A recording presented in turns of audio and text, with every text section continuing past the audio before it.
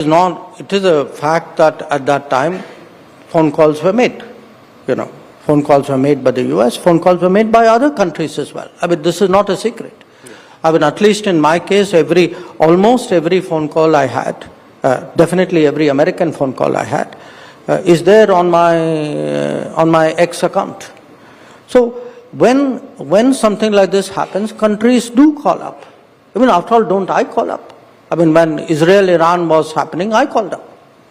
When Russia-Ukraine was happening, I called up. So it's in today's international relations, because it is an interdependent world and countries feel, okay, something is happening somewhere, I should know, and particularly, I would say, those who have a stronger history of international relations will do that. But, that is one thing. It is something quite different to assert mediation, or to assert that an outcome which was negotiated between India and Pakistan was not negotiated between India and Pakistan, it was. And that was a consequence of military actions, the way it played out? Oh, absolutely. I mean, look, I've done this before, so you don't want me. I tell people that if on the 9th night we had, President Vance, Vice President Vance conveying that, the Pakistanis were going to do a big attack, and then 10th morning, the Pakistanis now ask for talking to DGMO. What happened in the intervening period? What happened in the intervening period was very bad things to their airfields. But to me, the causality is very clear. The causality is a military happening. Ultimately, how does the course of conflict progress? Yes, it can progress through reason, but mostly it progresses through events on the ground. So something happened militarily on the 10th morning. Now please look at what happened on 10th morning, and the pictures of the Pakistani airfields tell you what happened on 10th morning. But still the Pakistanis seem to have found new currency in Washington, and it's probably coming from the crypto route. So is that now a new channel of diplomacy which is working in Washington, and that you have to contend with it? Where are we on these? Because see, a lot of countries are facing these difficulties. A lot of allies of US are facing. For that you have to get another minister to sit here and answer that. No, it's not me. But does it become a part of your folder at any place? No, look, we negotiate, or we discuss with other countries what are our policies. I mean, because somebody else has some other instrument in their toolkit, doesn't automatically mean that therefore I have to acquire it. I have what I have, they have what they have. But do you think it's becoming difficult to deal with the Trump administration through its own system? Rather, the personal or direct, or maybe certain other parallel approaches are at work which are more productive in terms of outcomes?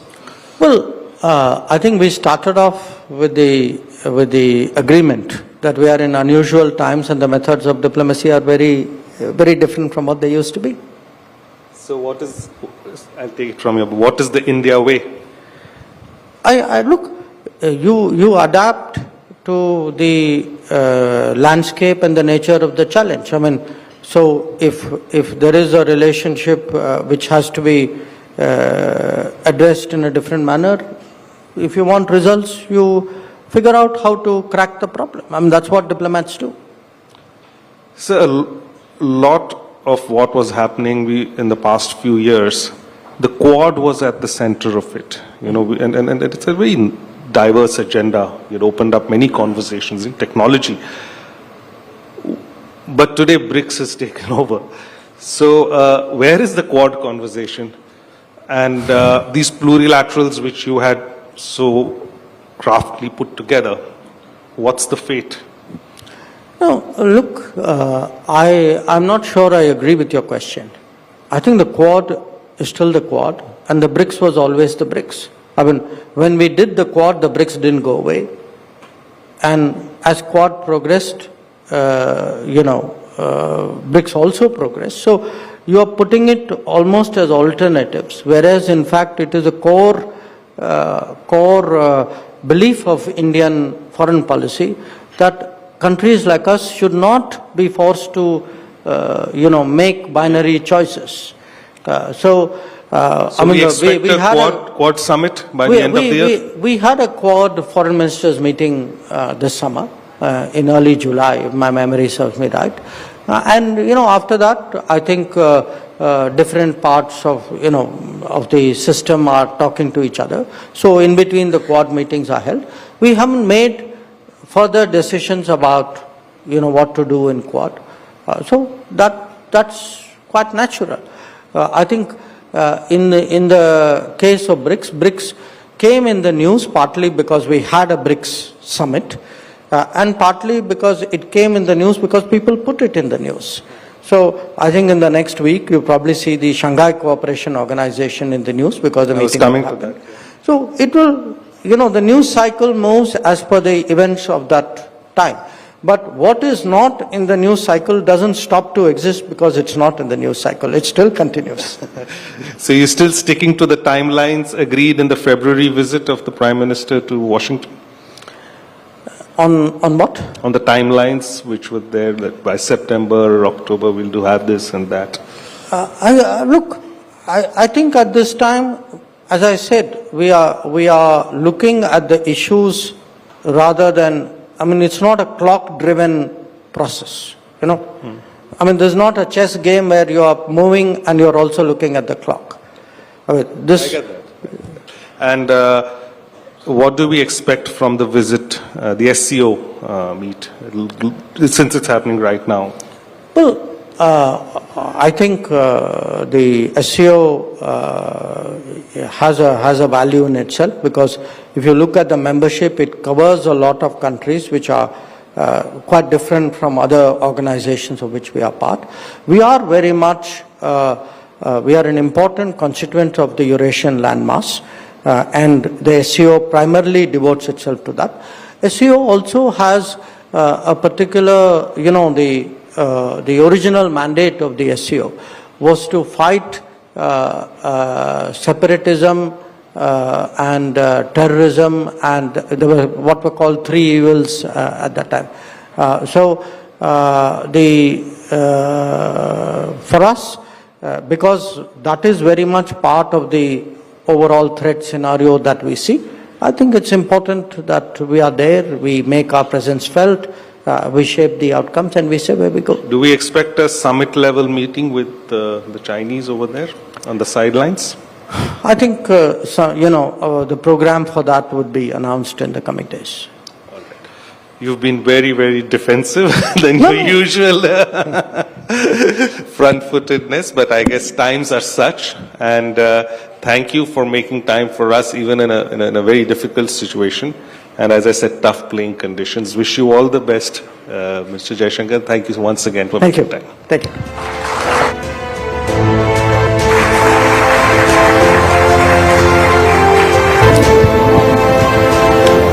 Good morning, Dr. Jaishankar.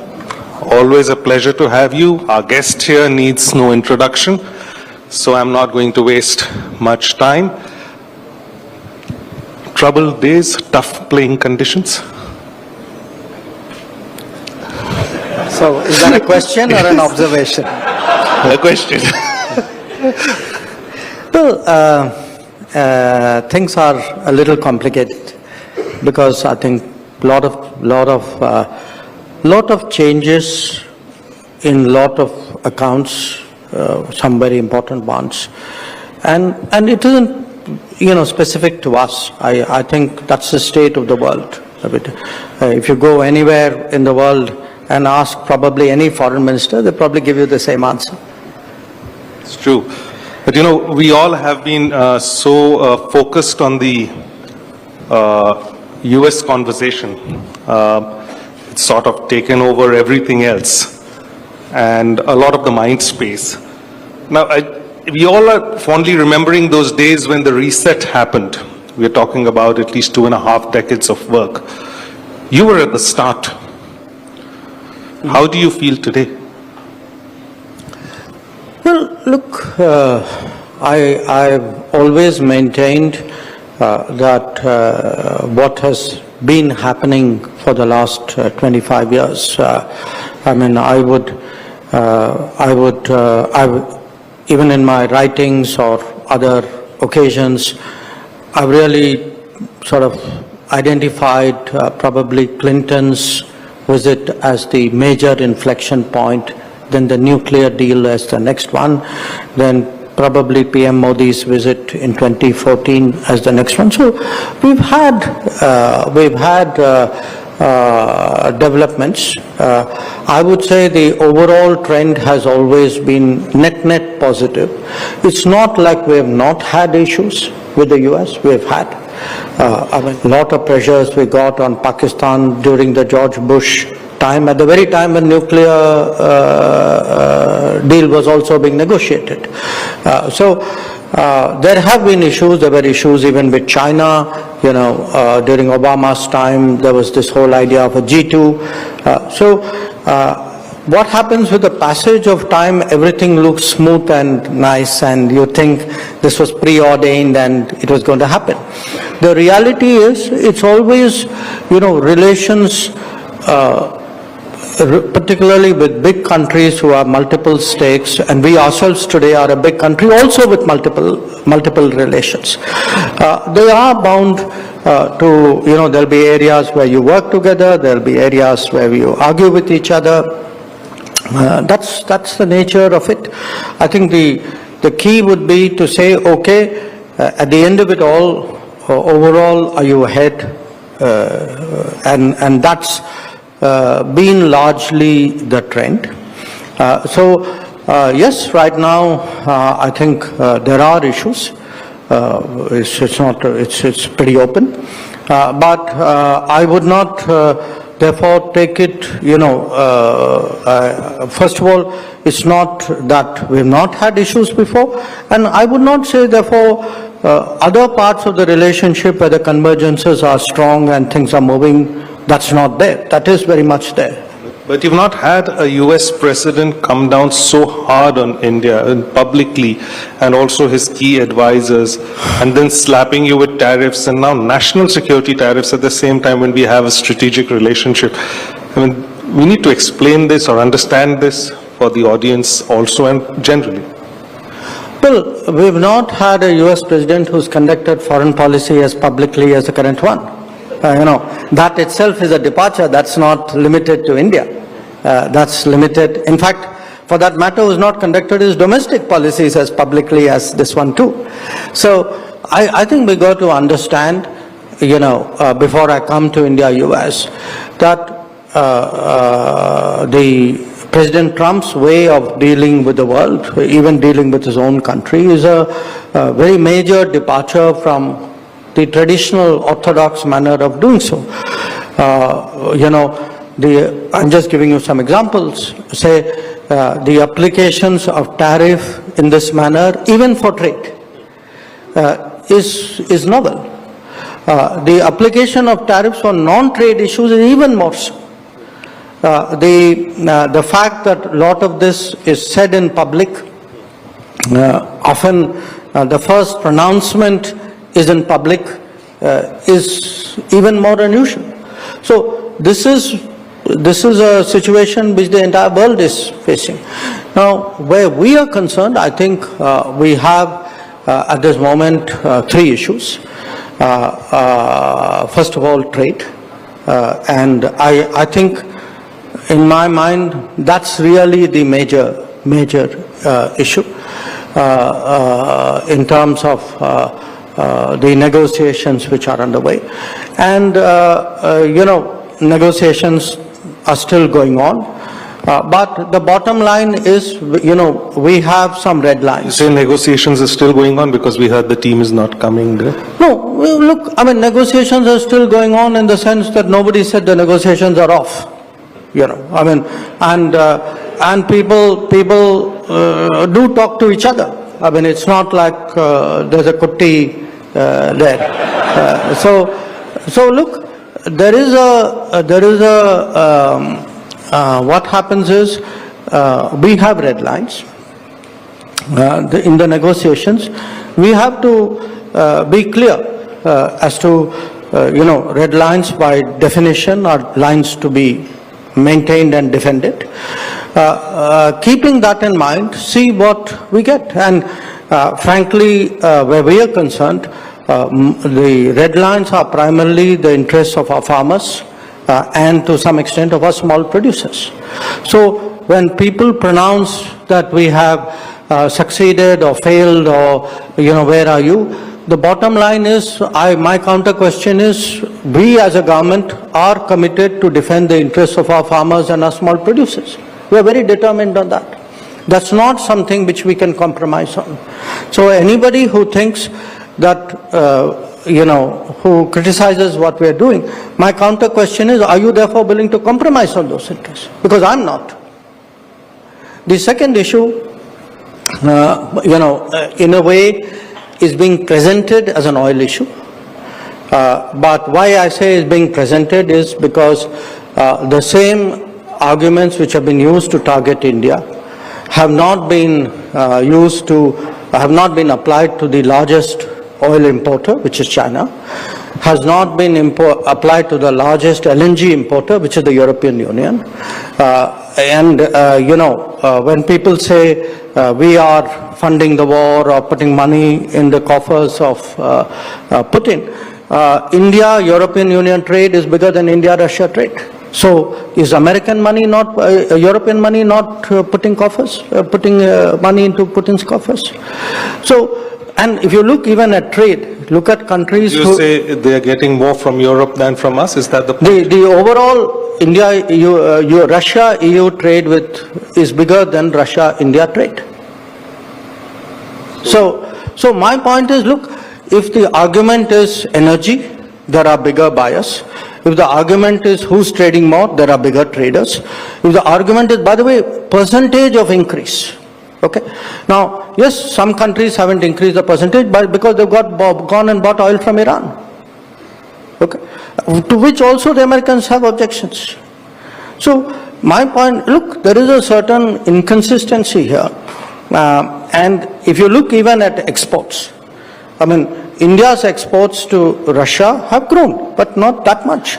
I can think of some other countries whose exports have grown dramatically after 2022. And if our exports have suddenly surged, you know what that means. You won't name those countries? I think go look at the trade statistics, it's pretty obvious. So here's my point.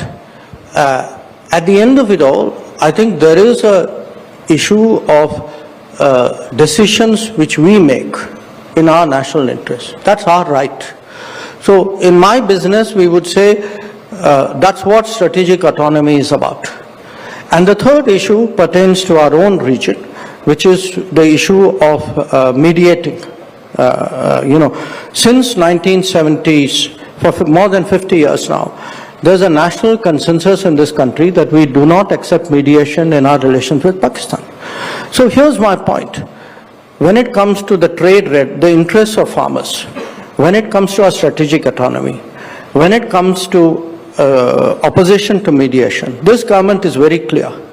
Our positions are there. If anybody disagrees with us, please tell the people of India that you are not prepared to defend the interests of farmers. Please tell the people of India you don't value strategic autonomy. We do. We will do whatever we have to do to maintain it. There are allegations which come from the other side of not just, purchase of oil, but profiting from oil. How do you respond to those accusations? Look, it's funny to have people who work for a pro-business American administration accusing other people of doing business. Okay, that's really curious. But here's the point. If you have a problem buying oil from India, oil or refined products, don't buy it. Nobody forced you to buy it. But Europe buys, America buys. So you don't like it, don't buy it. That's a good point. But at the same time, you've come out in public and now things are that with the previous Biden administration, there was an understanding of sorts, or No, there was on the oil issue. Yeah, It that was an too. understanding. There were a series of very explicit conversations. if you could Very detail it. explicit conversations saying, look, we have no issues with your buying. Look, how did that whole price cap idea come? If the Europeans and the Americans, I mean, you can't say I object to your buying oil, but I have a price cap. The idea of a price cap is you accept that people buy that oil. So the fact that you devised the price cap meant that you accept that there's an oil trade going on with Russia. Otherwise, you wouldn't need a price cap. But you've been, I mean, there was that India's role in keeping the price stable, I was trying to, Absolutely. there were Look, clear conversations on that? In 2022, there was deep nervousness because oil prices went up. There was great nervousness, international nervousness about the price of oil. And there was there were a set of conversations with different people in the American administration at that time that if India wanted to buy Russian oil, that's fine by us because it will stabilize the price of oil. And by the way, those, after January, there were no conversations with the current administration saying don't do that. And this never came up in any of the Nope. trade conversations? Never? Anybody ever asked you? No, I wasn't doing the trade. But no, it's not. Look, our trade conversations pertain to our bilateral trade. Our trade conversations did not, the trade conversations did not go into. But they are linking it, so they should have obviously. Yeah, but, as I said, that was not the case. There were no discussions on this issue before their position was made public. They've used the term national security tariff. We had Shashi Tharoor yesterday who called it sanctions. How do you look at national security tariff as just the way it has been framed and sort of pushing India in that? I'm not going to get into definitional debates. My point is a very clear point, which is that we are buying oil to stabilize the oil markets. Yes, it is in our national interest. We have never pretended otherwise, but we also say it is in global interest.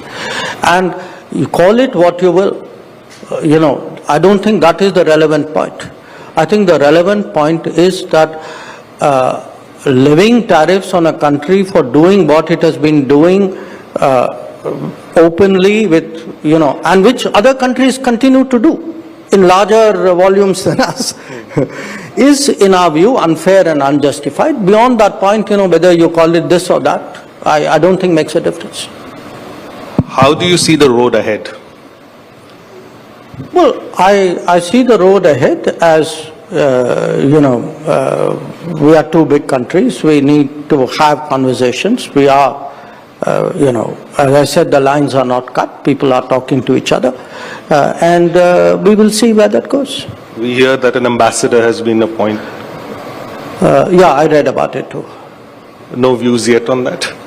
Look, I am a foreign minister. I don't comment on ambassadorial appointments of other countries, that too in public. No, but it's a good development in one way if you would get it. Anyway, I'll leave that to you. But you are also, correct me if I'm wrong, sir, you were the first person to go into Kremlin after Alaska?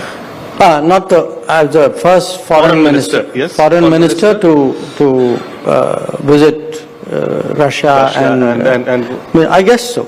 And met Putin. Yeah, I guess so. What is the sense you got of that conversation? Everybody's linking us to that conversation as well.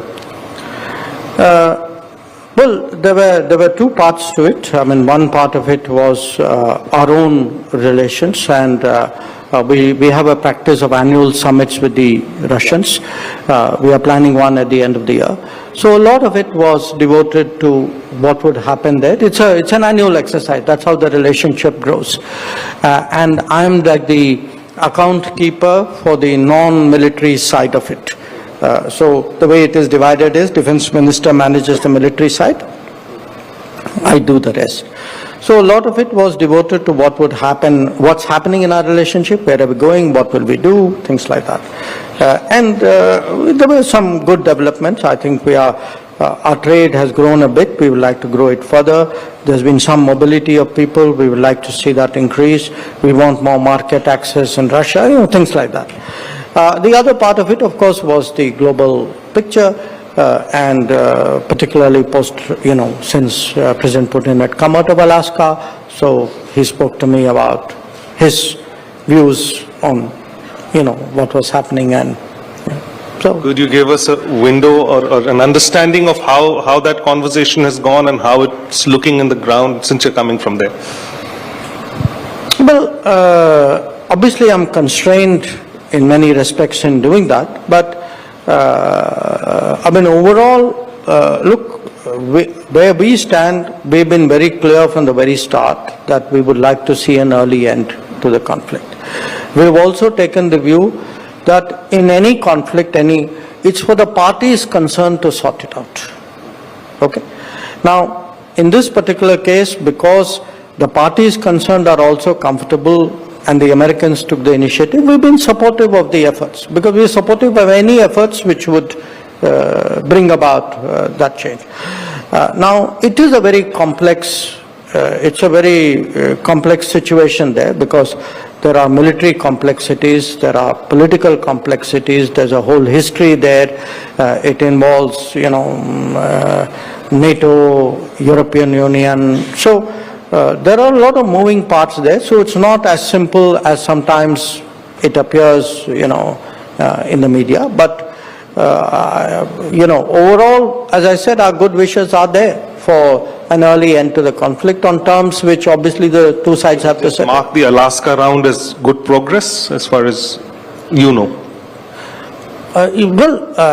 Certainly I think it would be a fair assessment, and you don't need a meeting with President Putin to say that. I think it was visible that in Alaska a lot of things were talked about and some things were agreed about.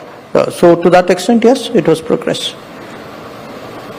We are fresh out of Operation Sindoor, and we saw the conflict, the way it played out and the way the Pakistanis fought with the help of Chinese, not just equipment, but as our military officials have also gone on record of, live cooperation between China and Pakistan.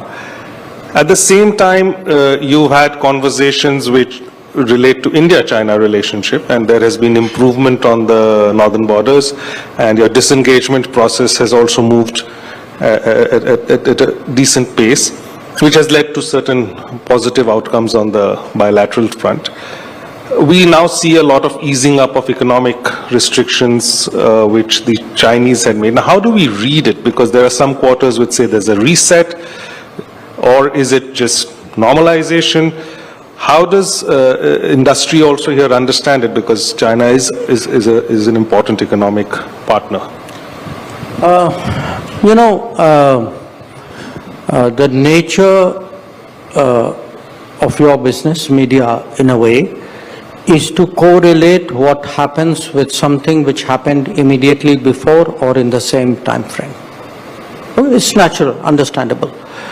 The nature of my business is really to pursue relationships, accounts, problems over a much more extended timeline. I think that's important to understand, especially in this particular case. Now, take China.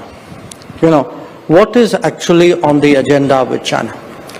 We have problems which go back to the 1950s, which is, for example, the boundary question. Okay? So, because other things happen, that has not gone away. In fact, that is very much still at the center stage, and it is in fact the maintenance of the peace and tranquility in the border areas that is a prerequisite for development of that relationship. So you have, I would say, 50s, 60s, 70s, almost, I would say 60 years, 70 years of, 80 years now of that problem. Then we have an issue which started in the early 2000s after China entered the WTO, which is the beginning of a trade deficit, and it rapidly became a concern. It didn't become a concern in 2025 or 24 or after 2014. I was ambassador in China from 2009 to 13, and I can tell you the growing trade deficit was an increasing concern for us. Okay, so you have a historical problem, then you have a problem which started maybe about 20-25 years ago. Then we had some issues which came out of COVID. Okay, say for example the stoppage of air flights, direct air flights, was an outcome of the COVID period. Even the halt to the Kailash Mansarovar Yatra, which is now resumed, also happened because of COVID. Then we had the Galwan clash and that very difficult period after that. And then there were steps. Oh, by the way, even during COVID, for example, some of the precautions which you took generally with regard to investments, please remember, was actually immediate post-COVID. They were in response to the economic uncertainties of the COVID. You mean to say press note reasonable? No. I think, even some of the investment issues which took place then. Because I think there was worry after COVID about takeover of companies when their valuations were dropping. Okay. So then you had the Galwan clash and that period, and then there were a set of issues which came out of it. So and then I must add to you, there are some issues which are of very recent origin. For example, the magnets for the auto industry. That is an outcome of a Chinese export control policy, which is a few months old. So it's not like there is one problem or one cluster of problems with a certain timeline. It is something, different problems have different histories, you could say, and were at different levels of processing. Now, look at the solution side. Again, you brought up Sindoor, you referred to the fact that now, given what is happening in the current state in the world, I would actually point out to the fact that much of what is happening now, or what was agreed to when Minister Wangi was here, was actually decided last October when President Xi and Prime Minister met in Kazan. Some of it was followed up in November last year when Wangi and I met in Brazil, I think. So, look, it's not what I want you to understand is it's not black and white. It's not something has happened with America, so therefore immediately something has happened with China. I mean, if you are looking at the kind of things we announced now, air flights was not decided now. I mean, we are just operationalizing something we wanted to work out. So there are parallel timelines which you can say. There are different timelines of different lengths on different problems. And you're okay with segmenting it like that? I think it would be a mistaken analysis to try and crunch everything and make it into a integrated response to a very specific situation. That's what. So there may be, today, yes, of course, there is a global landscape. I'm not impervious to it. But I'm telling you that many of the things, I mean, for example, boundary, this is the 24th or 25th round of talks between the SRs.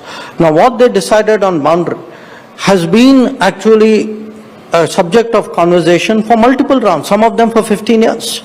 So they are not necessarily new concepts which are decided now because something is happening on some other account. So I want you to understand there is an evolution, there's a flow of that relationship. There are other relationships, but don't make this connect so tight and make it a causality. That's not the reality. I think the idea is there a newfound political comfort with China which can lead to certain predictability on the economic side, particularly on the business side? Okay, let me put it to you very simply. We have always maintained that if the border is stable, predictable, free of incidents, then there is a natural improvement in the rest of the relationship. So the border has been stable for some time now, and as the disengagement was completed, naturally it was logical that there would be an improvement in other areas. So I don't want you to overdraw, it's not like there's some great U-turn and now everything is great. I don't want you to go the other way around also, that the relationship is only full of problems and everything in it is negative. I think there is a sort of a ground somewhere in between. We do trade, there are things which are important for us. Again, if you look at the interests of the farmers of the country, I think a predictable flow of fertilizers is important. I think when you look at people in the infrastructure field, for them getting machinery out of China is important. For our auto industry, having uninterrupted flow of magnets is important. I think these are legitimate issues of our industry. We should take it up with China, and we should, if there are blockages, I think we owe it to the businesses and to the workers of India that we should address those issues. The issue which we've been debating over the last 2 years is dependencies and supply chains.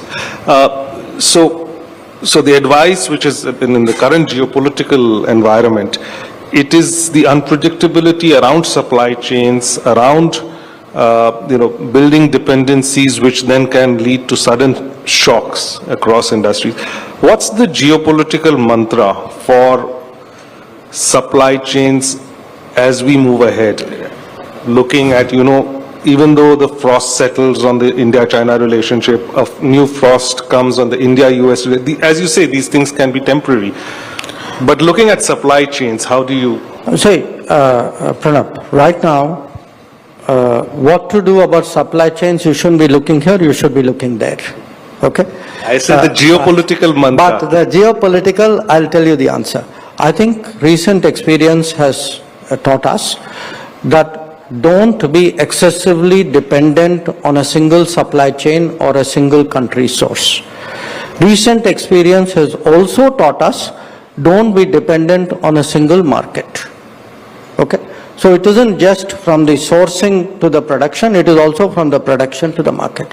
Now, that doesn't mean you switch off from somewhere, it means you diversify, it means you hedge, and most important, which is the continuous messaging from the government, it means you do more at home.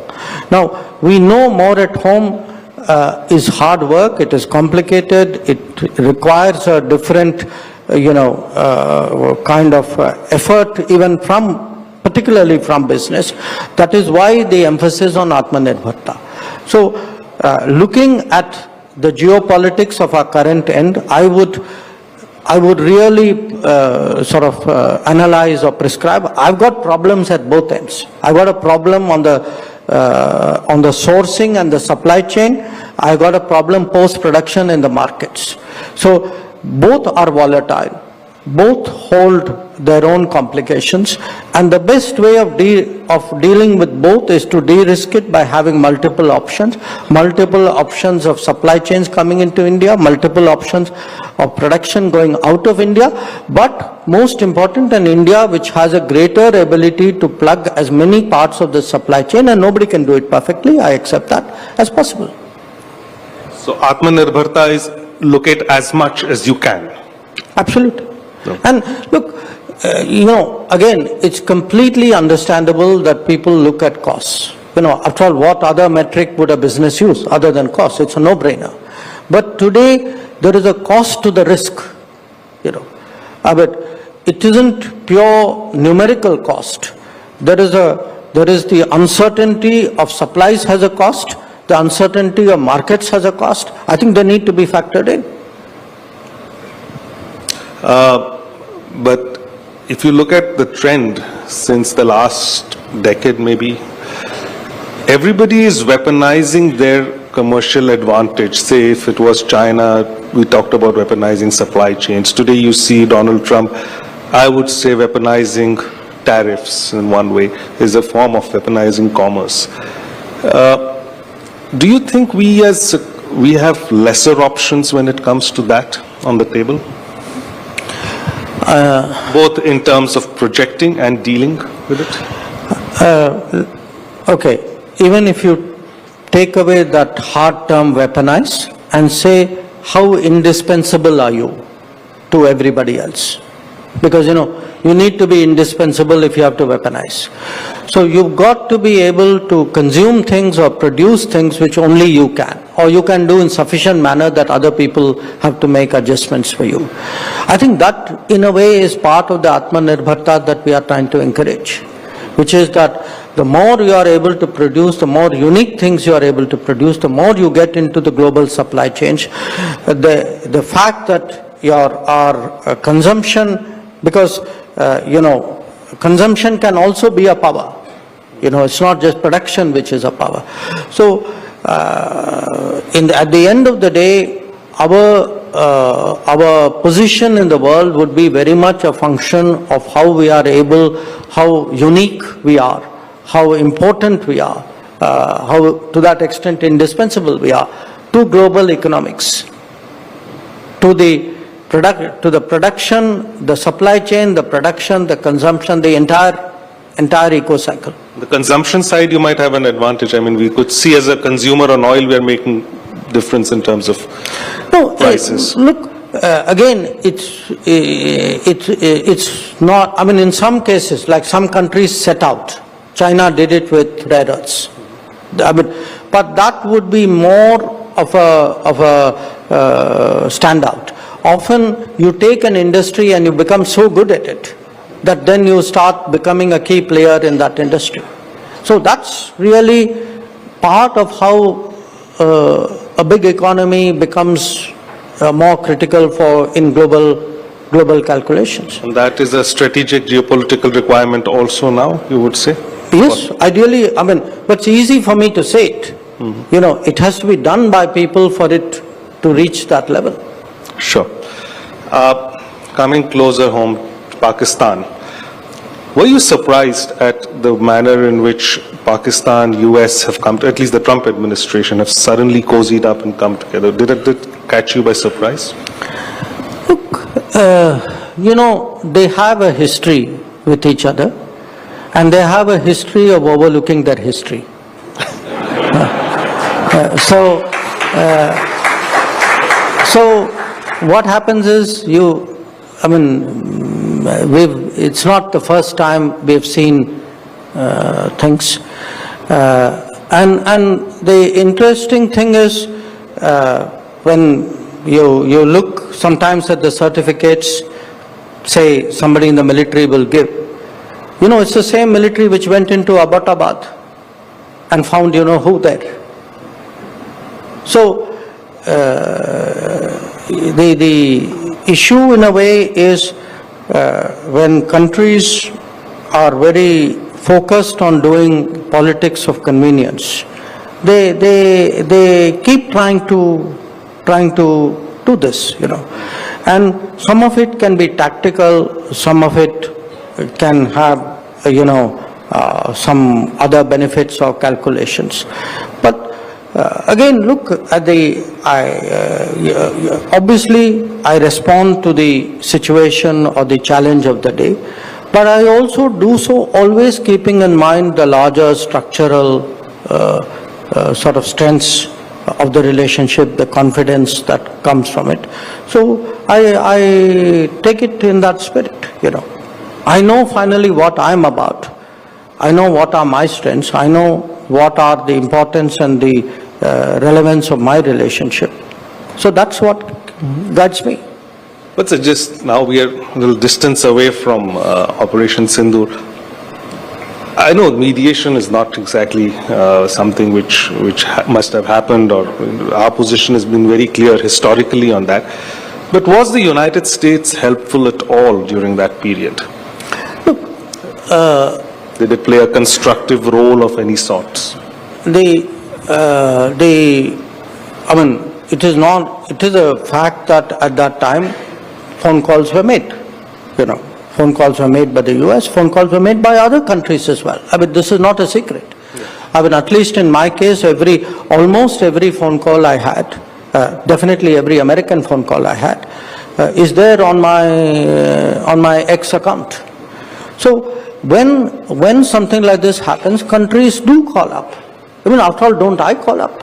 When Israel-Iran was happening, I called up. Or when Russia-Ukraine was happening, I called up.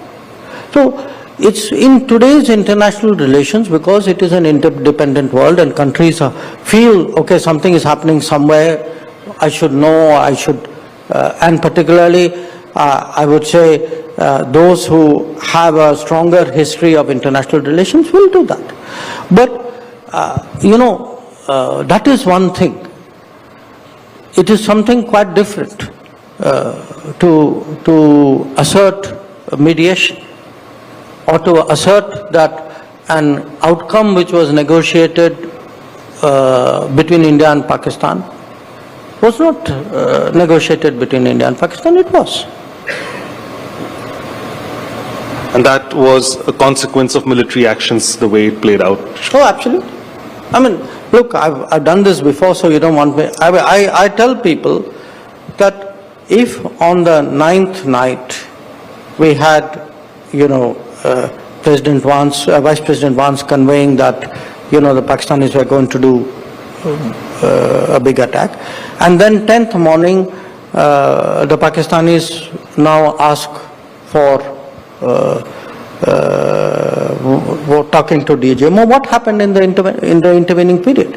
What happened in the intervening period was very bad things to their airfields. But to me, the causality is very clear. The causality is a military happening.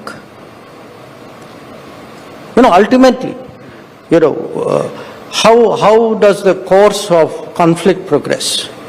Yes, it can progress through reason, but mostly it progresses through events on the ground. So something happened militarily on the 10th morning. Now please look at what happened on 10th morning, and the pictures of the Pakistani airfields tell you what happened on 10th morning. But still, the Pakistanis seem to have found new currency in Washington, and it's probably coming from the crypto route. So is that now a new channel of diplomacy which is working in Washington, and that you have to contend with it? Where are we on these? Because see, a lot of countries are facing these difficulties. A lot of allies of US are facing. For that you have to get another minister to sit here and answer that. No, it's not me. But does it become